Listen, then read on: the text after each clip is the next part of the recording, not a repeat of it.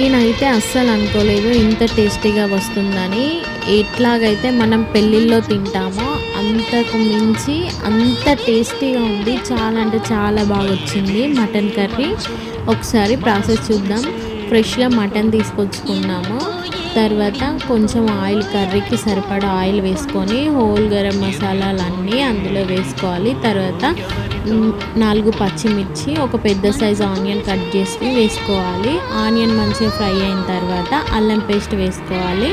ఒక 2 మినిట్స్ తర్వాత పసుపు వేసి మంచిగా కలుపుకోవాలి. ఒక 2 మినిట్స్ అలా వదిలేసి దాని తర్వాత మంచిగా క్లీన్ చేసుకున్న మటన్ని అందులో వేసి కలుపుకోవాలి. 5 to 10 మినిట్స్ అలా మగ్గిన తర్వాత కాస్త సాల్ట్ వేసుకొని కలుపుకోవాలి. ముక్కకి మంచిగా పట్టుకుంటుంది.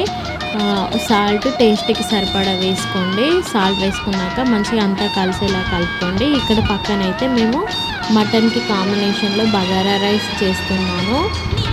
ఇంకా మటన్ చూడండి, ఒక 10 మినిట్స్ తర్వాత ఆయిల్ పైకి వస్తుంది కదా. సో కొంచెం కర్రీ ఫ్రై అయిన తర్వాత మనకి టేస్ట్కి సరిపడా కారం వేసుకోవాలి. మంచిగా అంతా పట్టేలాగా కలుపుకోవాలి. ఒక 2 మినిట్స్ అలా మూత పెట్టేసుకొని తీసి దాని తర్వాత పచ్చి ధనియాల పొడి, ఇంకా గరం మసాలా, ధనియాల పొడి వేసి మంచిగా కలుపుకోవాలి. మళ్ళీ ఒక 5 మినిట్స్ అలా మూత పెట్టేసుకోవాలి.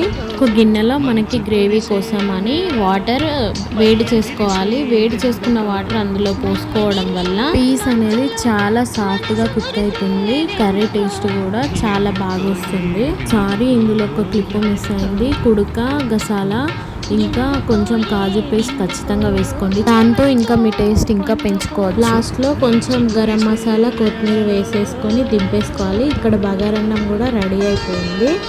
తర్వాత ప్లేట్లో సర్వ్ చేసుకుంటే ఎంతో టేస్టీ అయిన mutton curry ready. Thank you for watching. Please do like, share, subscribe.